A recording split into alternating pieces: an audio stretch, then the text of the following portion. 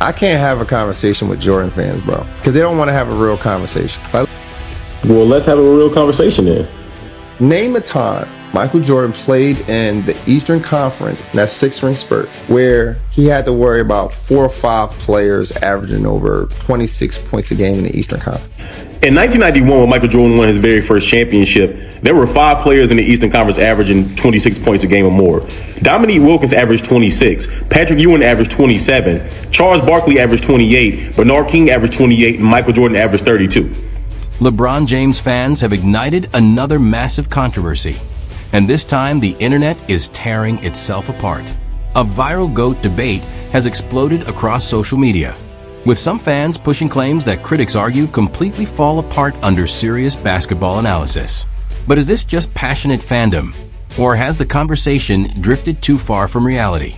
Because once you look beyond the viral posts, the entire narrative starts to unravel. For years, Michael Jordan's legacy has been challenged by endless comparisons, selective statistics, and constant revisionist arguments. Yet many analysts contend that when the full context is examined, those viral talking points don't hold up nearly as well as they first appear. So how did these claims spread so quickly? And why are so many people still repeating them? That leads to the biggest question of all. Have some LeBron supporters become the most disconnected fan base in basketball? Or is this simply another chapter in the never-ending GOAT debate? Do they genuinely believe the statistics and arguments circulating online? Or are they defending their favorite player against every possible criticism? Stay until the end, because we're breaking down the biggest claims one by one to see which arguments survive the facts and which ones completely collapse. Now it's your turn. Where do you stand in the GOAT debate? Are the viral arguments convincing? Or do they fall apart under closer examination? Drop your thoughts in the comments below. I can't have a conversation with Jordan fans, bro, because they don't want to have a real conversation. Name a time he played against a dynasty. I can name a LeBron James who played against a Golden State dynasty. Recently, a viral video exploded online after a self-proclaimed basketball expert declared he could no longer have serious conversations with Michael Jordan fans because, according to him, they refused to discuss the real facts. He briefly acknowledged Jordan's 6 championships and 10 scoring titles, but then immediately tried to tear down MJ's entire legacy. His argument? That Jordan dominated weak competition, benefited from rules supposedly designed to make him look better, and that LeBron James battled through a much tougher Eastern Conference. Those claims instantly sparked backlash across the basketball world. So, how much of that argument actually holds up?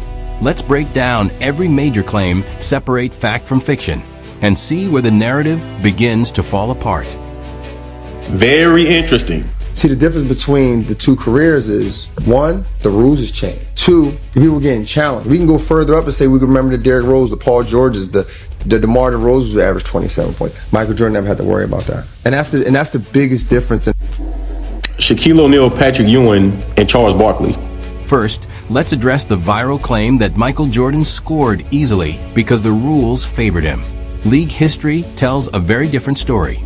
After Jordan's second retirement in 1999, the NBA grew concerned as defensive basketball pushed games into the 70s and 80s, prompting major rule changes to boost offense. By 2005, hand-checking on the perimeter was banned, defensive restrictions were loosened, and offensive freedom expanded dramatically. Since then, critics and many basketball observers have argued that scoring has become easier than ever, with explosive 144 to 125 scorelines no longer unusual, and offensive players benefiting from foul-drawing tactics. Yet despite today's offense-friendly era, no modern superstar has consistently matched Jordan's scoring dominance during the brutally physical defenses of the 1990s. For many analysts, the rules didn't create Jordan's greatness. They simply couldn't stop it. And that brings us to perhaps the most controversial claim of all. The argument that LeBron James faced a tougher Eastern Conference, : And before y'all come on here screaming, Michael Jordan, field goal attempts, he took so many shots, he led the league in field goals. The only reason he led the league in field goals total is because he played more games than Bernard King, who led the league in field goal attempts per game. Michael Jordan only took 22 shots this year and still significantly outscored Bernard King. Okay. And I rather find it funny how you try to push these narratives, because the reality is throughout Michael Jordan's time in running for championships from 1991 to 1993 and then 1996 to 1998, throughout that time period, Michael Jordan typically had one or two players in the Eastern Conference averaging 26 points or more throughout that time until 1998. The LeBron supporter then delivered what he believed was his biggest mic drop moment, asking viewers to name one season during Michael Jordan's six-title run when the Eastern Conference had 4 or 5 players averaging over 26 points per game. He pointed to stars like Allen Iverson, Gilbert Arenas, Dwayne Wade, and Paul Pierce, arguing Jordan never faced that level of offensive firepower. But here's the catch: why 26 points? Critics argue it's an arbitrary cutoff that conveniently excludes Hall of Famers from Jordan's era. In the 1991 Eastern Conference, lowering the threshold by just 0.1 points to 25.9 ppg suddenly includes Dominique Wilkins, alongside Michael Jordan, Bernard King, Charles Barkley, and Patrick Ewing. Wilkins averaged 25.9 points, meaning the 26.0 benchmark appears carefully chosen to erase one of the greatest scorers of the era. And it gets even more interesting when that exact same 26-point standard is applied to LeBron James' own championship seasons in the Eastern Conference. : And I rather find it funny how you try to push these narratives, because the reality is throughout Michael Jordan's time in running for championships from 1991 to 1993 and then 1996 to 1998, throughout that time period, Michael Jordan typically had one or two players in the Eastern Conference averaging 26 points or more throughout that time until 1998. And as you can see right here, this is the only year where Michael Jordan didn't have another individual in his conference averaging 26 points or more, based on your logic. And I am going by the 25.5 marker and above so that we can round. But you know what this reminds me of? Wait 1 second.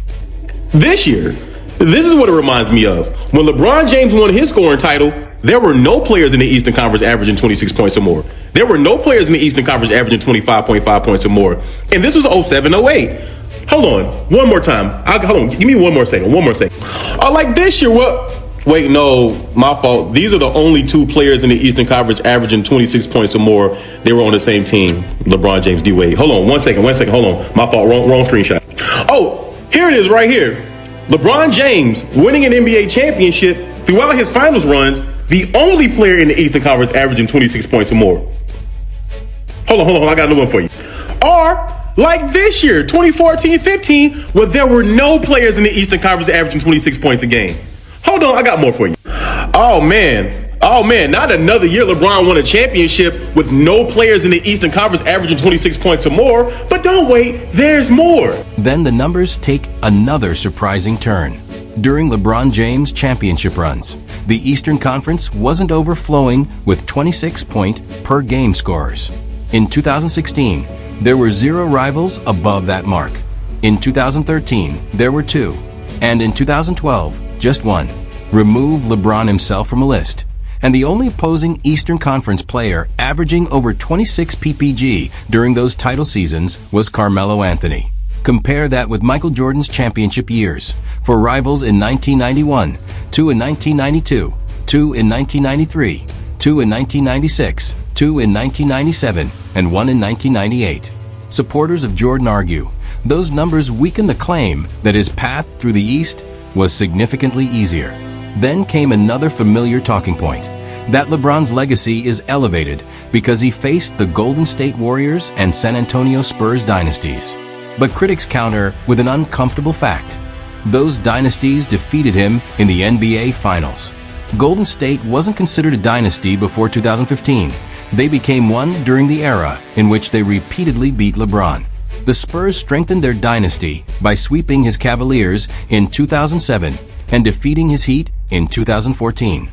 Jordan supporters point to a different story, arguing that instead of losing to dynasties, Michael Jordan ultimately ended them, overcoming teams like the 1986 Boston Celtics and the 1989 Detroit Pistons before the Chicago Bulls took over the 1990s. The question is whether defeating dominant teams leaves a stronger legacy than repeatedly falling to them. : The comparisons didn't stop there. In 1991, Michael Jordan swept the Detroit Pistons, ending the Bad Boys' quest for a historic three-peat. In 1996, he dismantled Shaquille O'Neal and Penny Hardaway's Orlando Magic in a 4-game sweep, crushing what many believed could become the NBA's next dynasty. Jordan supporters argue that's the difference. In his era, potential dynasties were stopped by Jordan, while in LeBron James' era, teams like the Golden State Warriors and San Antonio Spurs built dynasties as they repeatedly defeated him. Then, the viral argument completely unraveled. The video's creators cited Derrick Rose, Paul George, and DeMar DeRozan as proof of LeBron's brutal Eastern Conference competition.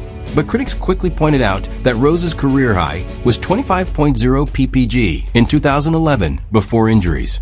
Paul George averaged 27 ppg only once, and that came later with the Oklahoma City Thunder in the Western Conference, while his highest average against LeBron in the East was 23.7 ppg. DeMar DeRozan also reached 27 ppg just once during his Toronto years.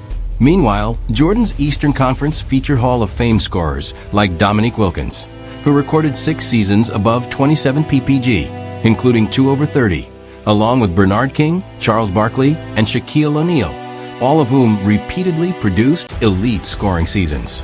Whether you side with Michael Jordan or LeBron James, debates should be built on complete context, not cherry-picked numbers or viral sound bites. That's what makes basketball discussions worth having.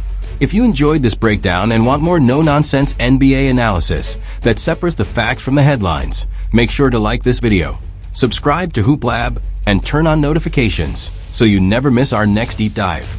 Thanks for watching, and we'll see you in the next one.